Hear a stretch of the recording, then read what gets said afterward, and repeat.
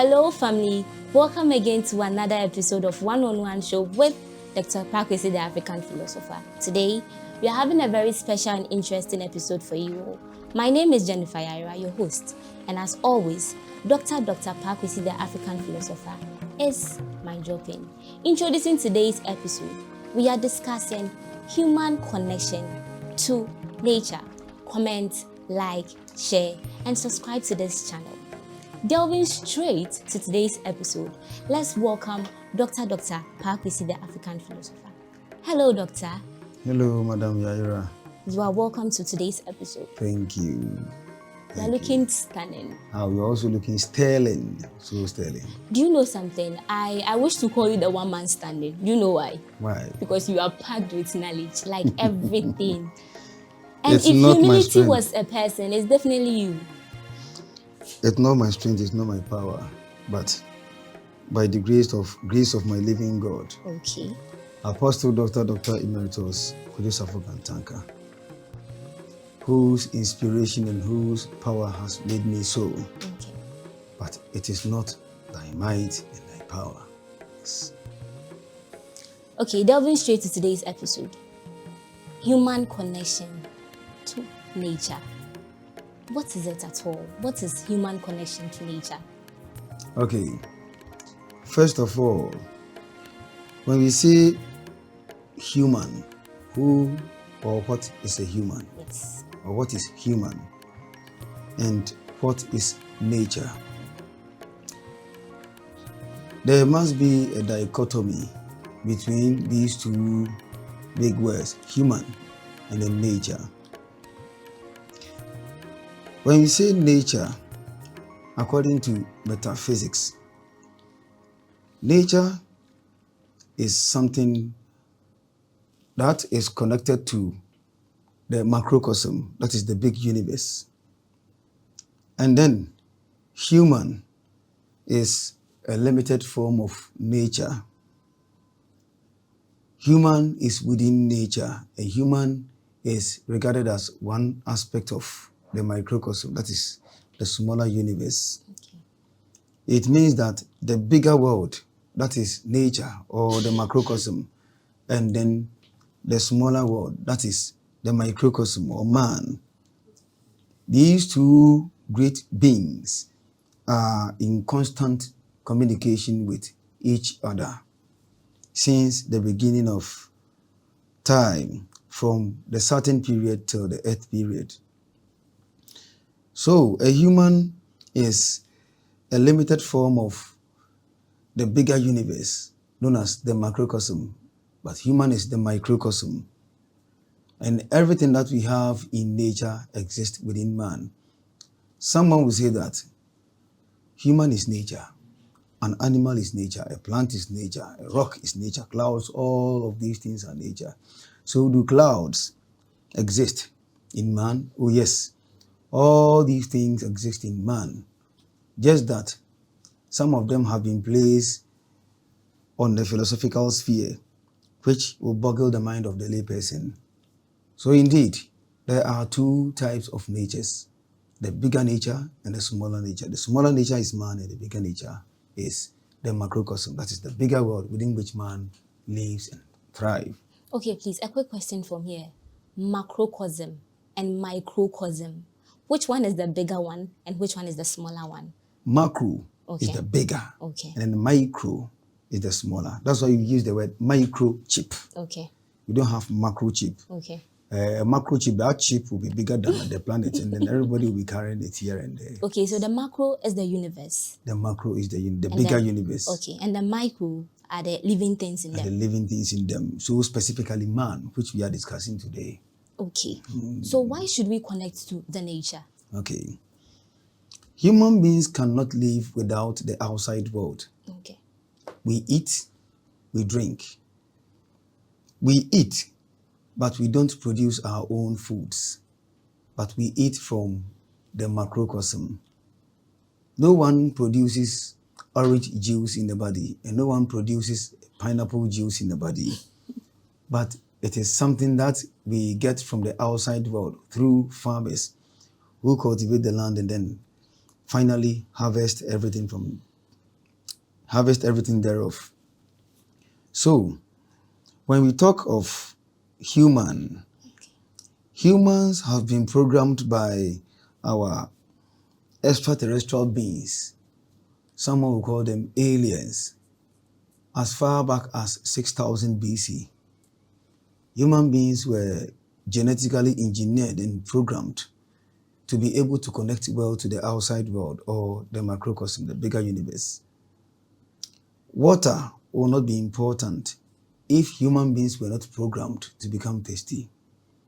Human beings have this capacity to become thirsty because these aliens who were advanced form of us made the water so that we are able to absorb them into our body when the kidney asks for it. Orange, banana, onion, tomatoes, all these things were created by these higher and advanced beings and then programmed human beings to needing them. So when you look at our bodies, mundane scientist says that there are 4 types of blood groups. Okay. We have A, we have AB, we have B, and we have O, both negative and positive resource factors. If you tell me that any food that contains more than 10% of acid, like orange, lime, and lemon, is not good for somebody who is an O, negative or positive. How did that happen? Or how did this happen? The food exists outside of us, but then not everyone's blood commensurates or match with the food from the outside world. So who programmed the body for us to become compatible with this food and then become allergic to this, the other food? Indeed, it is something that is intentional from these higher forms of life, intelligent forms of life, who created human beings to be able to need these basic stuff from around us. We don't produce them, they were intentionally made. So, if we are able to physically connect to tomatoes, onion, garden eggs, and all the other foods I cannot mention, then what about the spiritual side of human life? There is a macro spiritual world, a macro mental plane, a macro astral plane, a macro etheric plane. And what we always talk of is the macro physical or material or chemical plane. Yes. So these worlds interact with us. How? Now let's look at the human body, the constitution of the human body. Okay. We have the physical body, which the mundane scientist draws his conclusion from, stating that there are 3 forms of matter or 3 states of matter: solid, liquid, and gaseous matter. But there are subatomic particles or quantum particles, which we call spirit. This spirit exists inside of us and it is constantly interacting with the outside world through what is known as chakras or the 7 energy centers within man. Okay. There are 7 dimensions and there are 7 chakras inside man. Each of these dimensions interact with the 7 micro or inner chakras of every human being. Wow. Yes. So when you say that you interact with the spiritual world, okay, through what? We interact with the spiritual world there. The 7 energy centers known as the chakras, okay, which starts from in between our vagina, our penis, and our anal regions. That is the perineum, the space in between these two. We have the root chakra over there. Okay. It is having a red color, circulating or spiraling in an anti-clockwise order, constantly communicating with the outside world, okay, receiving radio frequencies from the outside world, and we retransmitting the energy back to the world through our thoughts. Radio frequencies? Yes. Yes. Chakras? Yes. Oh, wow. Yes. There are waveform information broadcasts coming from our various planetary spheres, but I will not talk about it today. That will be another episode. Another episode. Yes. So these 7 energy centers are constantly interacting with the outside world. Our feelings, our thoughts, our the inspiration that we receive from where? How do you get the idea? An idea came into your mind and no one taught you how to retrieve these ideas from any other micro human being. But it just came up on your mind and then you converted all these things into reality. True or false? True. Where did the idea come from? From God. The idea came from where we call the mental plane or the world of archetypal forms. Yes, the area or the larger area, the gargantuan area where these frequencies are entering our spheres and we receiving them, and we call it music of the spheres. Yes, we get these informations from there and then we are able to interpret them into the physical life. If you see a mansion, if you see a structure, whether in a form of drawing, whether in a form of sculpturing, whether in a form of carving or whatever, all these things came from the mental plane. And then we receive these informations and then finally we are able to process it into its physical state. So receiving the information, is it the revelation or what? Yes, the revelation you're talking about has to do with the spiritual body. That is the higher self, known as the ego. Okay. Yes. We have the spiritual plane. That is where we receive our inspiration from. There are three things or three nature of things that we receive from the spiritual plane. Okay. One is perception. Two is memory. And three, the third one is reason. Perception, memory, and reason. And reason. That's from the spiritual plane. Yes. Okay. And the ones we receive from the mental plane are three as well. Okay. That is introspection. Okay. Yes. And faith. Faith. Faith. Faith. Faith. Okay. Thank you so much. And then the third one has to do with what is known as the thought forms. Thought form. Yes. So when you look at our zodiac signs, okay, we have fire signs, earth signs, air signs, and then the earth signs. Okay. These signs are connected to these various forms of human constitution. So all the physical or the earth signs connect to the physical aspect of our lives. All the air signs connect to the spiritual aspect of our lives. okay, All the fire signs, the mental, and all the water signs, our emotional or the astral areas of life. okay. That is how we are able to communicate with them. So right now I'm talking to you, all the feelings coming out, all the pain, the anguish, all the grief, the guilt we are feeling right now inside us comes from the astral plane. It is known as the desire world or the world of feeling. Emotions. Okay. It is a place where colors come from. A place where all our evil and good feelings come from. Okay. It doesn't come from the mental plane. It comes from the astral plane. Yes. Oh. And it's actually mental because you think about it and you feel it in your heart. No. That's why we have the mental plane. Okay. A separate world for the mental body, okay, and a separate place for the soul, okay, where we receive these informations and then communicate with each other. In our next episode, we'll be treating the elements and the signs. Elements of nature and the signs of the zodiac. Yes, don't worry, you will deal with because that. it's very, very interesting. So now let's go back to the chakras. You mentioned the root chakra. Okay. So let's continue from there.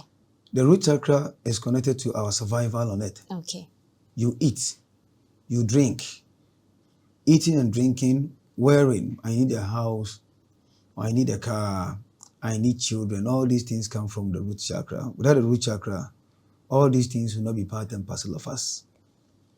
And you said it's in between our... Yeah, our genitalia. Okay. Yes.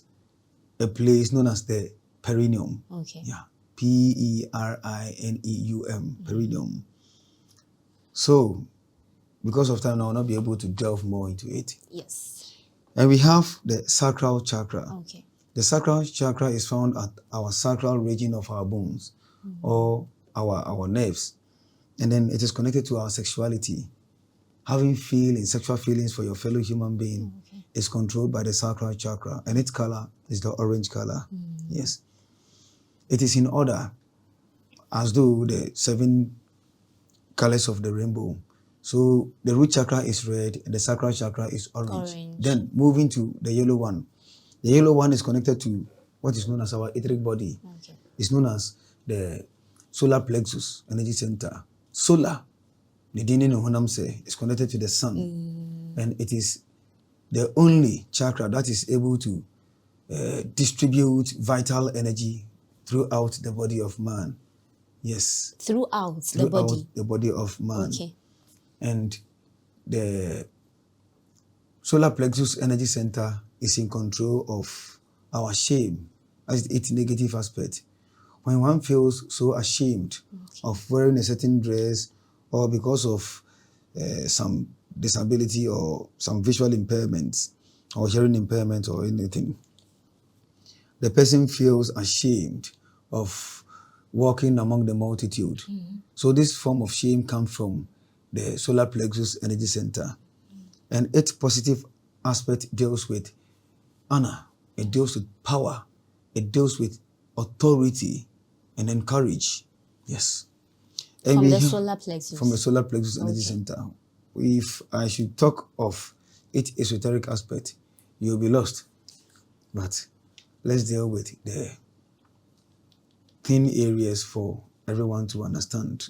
And let's come to the heart chakra. It is green in color. It controls our love, our compassion, our sympathy, our empathy. It's controlled by the heart chakra. And it is found just along or behind a bone on our chest, known as the thymus gland. That is where the heart chakra is located. Oh, so it's not in the heart? No. Oh, okay. But we call it heart chakra because it produces enough energy which it receives from the outside world and then produces our heart, physical heart, with it. And this heart chakra is connected to the human ring finger. That is why we place the ring here. So in power mystery, they place the sun under this finger. No, it is wrong. It is rather Venus. We call it the finger of Venus, not the finger of the sun. It's because all the 4 elements of nature, each of our fingers are attributed to the 4 elements of nature. You see, your 4-finger is connected to air. That's one? Yes. Okay. It's connected to air. Okay. And then the 3rd finger is connected to earth. And this one is connected to what is known as water. Water, yes. And then the finger of Saturn is connected to ether. Okay. And then our thumb is connected to fire element. So there are 5 elements: fire, water, air, earth, and ether. The spirit, the great spirit, pervading through all these 4 elements and then making it possible for them to operate as it has been programmed. Okay. And so we have the heart chakra controlling compassion and sympathy. And then we have the throat chakra. The throat chakra is controlled by the thyroid gland, and it is responsible for our communication with each other or one another. Someone is so eloquent, the other person lacks the capacity to speak before a great number of people or large number of people. And then we have the brow chakra.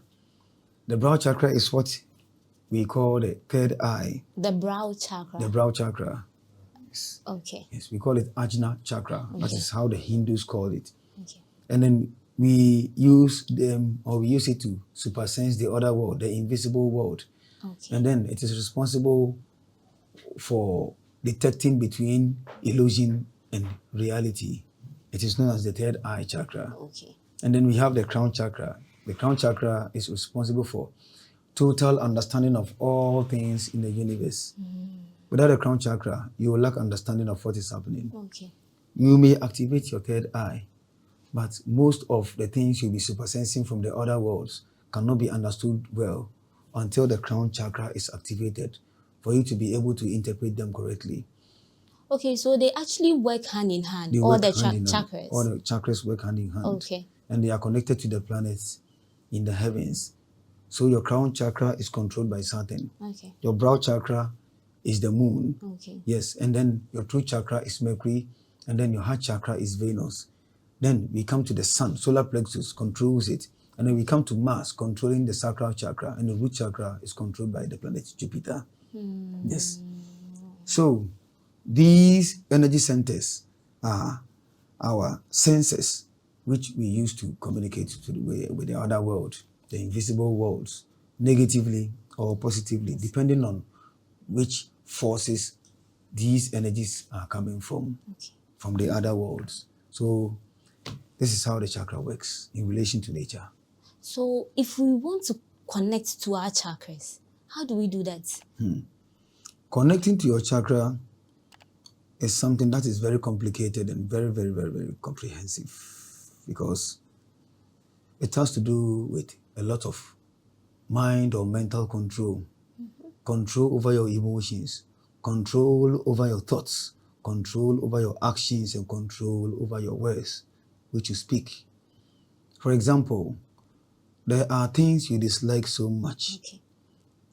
The moment you tell yourself that I'll not do this again, then the forces will make sure that the thing you have sworn an oath to refrain from will come to you naturally to test you whether indeed you have changed for better, for the better, or you will still bounce back to your old state. Wow. Yeah. And who is sending those? There are forces, inhabitants, intelligent life forms that are living in these worlds. As above, so below. As human beings live on the material plane, the other worlds too are inhabited. Okay. More populous than our material plane, where we think we are overpopulated to the degree that even some of our people have intended to depopulating us. The other world, they are far, trillions and trillions more populous than we human beings that live on the face of the earth. So can we activate these chakras one by one, like Yes. one after the other? Yes, each chakra has its own experience. Okay. Yes, each chakra has its own experience. For example, I told you that the sacral chakra is responsible for our sexuality. Yes. So some people just go to the highest degree of performing these negative actions. Example, one of them is masturbation, lesbianism, and then gayism. These acts are immoral. And planet Mars, which is the home of Lucifer or Luciferian beings, control the sacral chakra, which is represented by the lower or the animal nature of man. If you have already jumped into performing these moral practices, and then you vow to stop and never to go back, and indeed these forces must come and test you whether you have passed your exams. Oh, I'll not watch again. The following day, a friend of yours called you. Maybe you saw a girl passing by. In as much as you are so imaginative, you couldn't control yourself and then bounce back to that moral practice. And then it means that you failed. Interesting. Yes, you failed. The more you control yourself, the more ascended you become. Yes. The vibrations on your body amplifies to its positive aspect. Okay. And then you'll be able to connect more to the other world, where you get your etheric and the astral forms losing in your physical body, which means that you are able to receive spiritual information or spiritual messages from these worlds and then interpret them rightfully. Doctor, most people in this world want to connect or activate their third eye chakra. And I read through some things, like I did my own personal researches. And one thing they said was, you should be massaging your forehead, do yoga exercise, eat well, drink water. What is it about? Doing all these things happen to be only a meager of the practices that can activate the third eye chakra. Okay. You can do all these physical exercises, but remember, as the Bible said, lead us not into temptation. And then, if the Bible says that don't lead us not into temptation and it is a prayer, it means that we are constantly tested. The emotions matter so much. The third eye activation is the last thing, which we call the bliss, reaching your heavens. It is the last state, and then the light that exists at the end of the tunnel. It is not something one can just open and then begin journeying through life. It is something that is attained last. So most meditators, most philosophers didn't get this third eye, but they were given the secrets to keep and then be able to transfer the secrets to the next philosopher that will come. They were able to teach their minions so well. But then, that didn't mean that they had the third eye. Most initiates in our various secret societies don't have it. Okay. Only the few possess this ability or have activated their third eye energy center. And it doesn't end there. When the third eye opens, you cannot interpret all things you see. Okay. Even some of them are so complicated. That is why the crown chakra is very important to interpret it for you. For example, you've seen a cow without a head and without a tail, but then it has 4 eyes on the belly aspect of its body. Oh, okay. The 3 eyes on the belly part of the body. Okay. Looking at this indirect vision, how will you be able to interpret? You'll be able to interpret only when you have activated your crown chakra. That will give you the direct meaning of what you saw. So there are 2 types of vision. There are direct vision and then the indirect vision. Oh, okay. Yes. And there is one vision you can personally through or just project the astral plane yourself through what is known as wizardry. It's an ability. When the third eye is opened, you'll be able to interpret them, provided the crown chakra is also activated. Interpretation is impossible when you have only opened the third eye. And it is very strange and a very intense experience because some of the things you'll be seeing, you'll be an equal man to the madman you see outside there. Just that you will dress properly and the madman will dress shabbily. You'll be laughing and then you'll be talking anyhow. Yes. Oh, why? At the roadside. So it deals with a lot of self-control.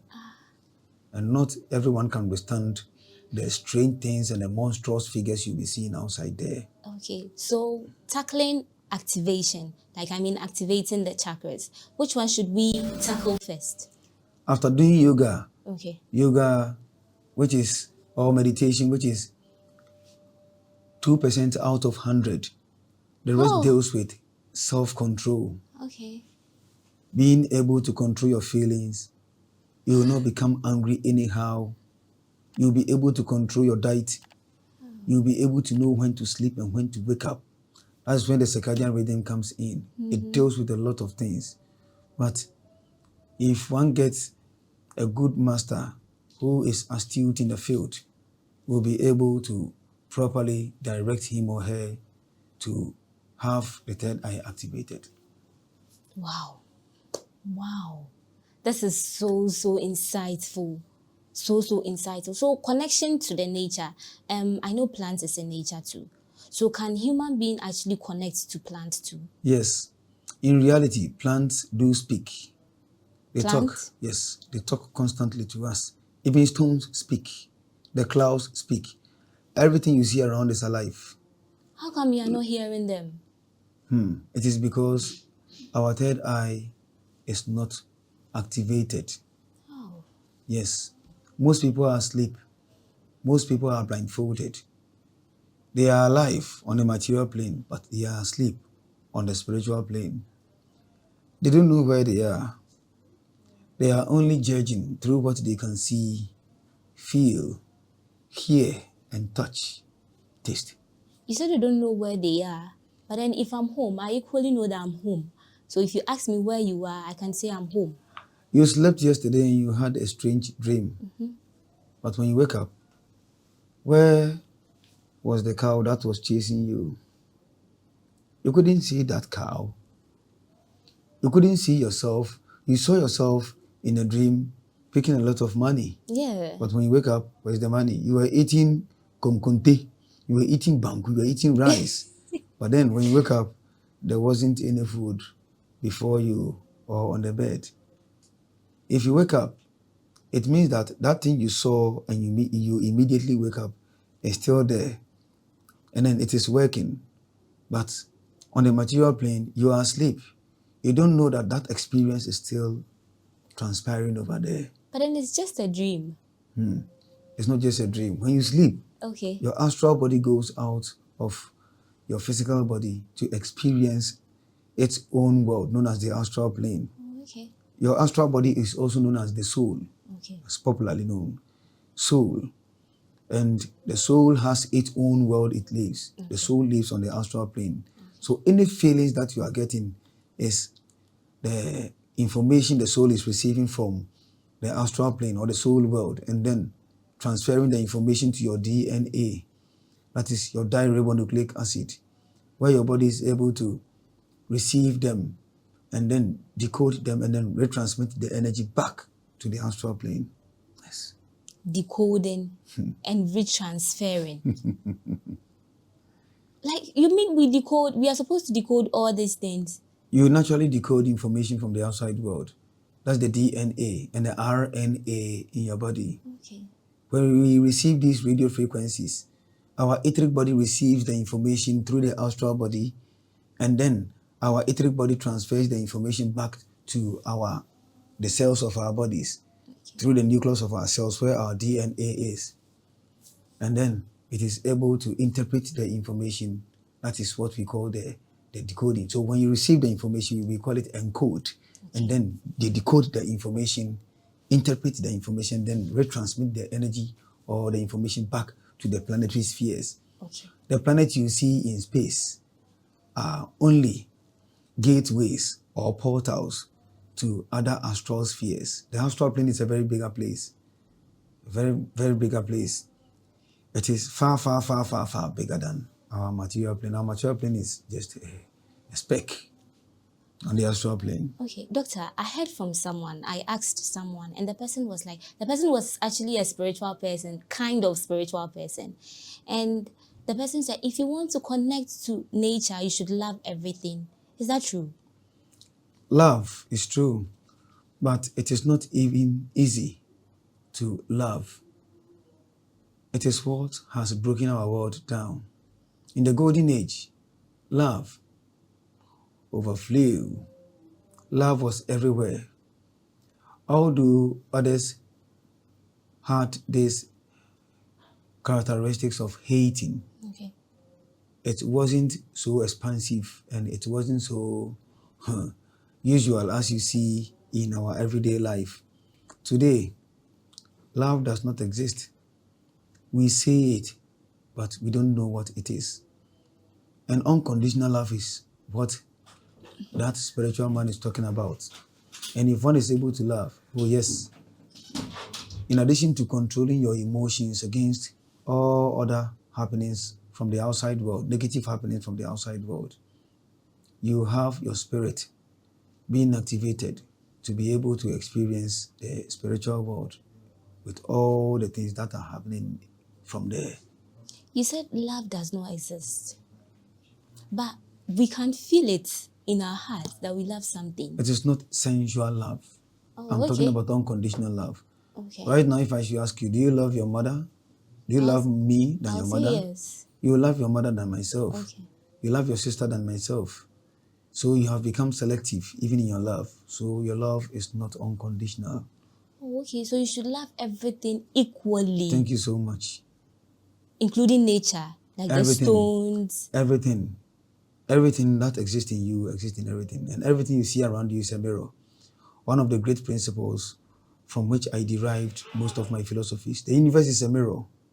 And this mirror philosophy, I have refined it and have been able to delve more into it and come out with most of my formulas and then most of my inventions.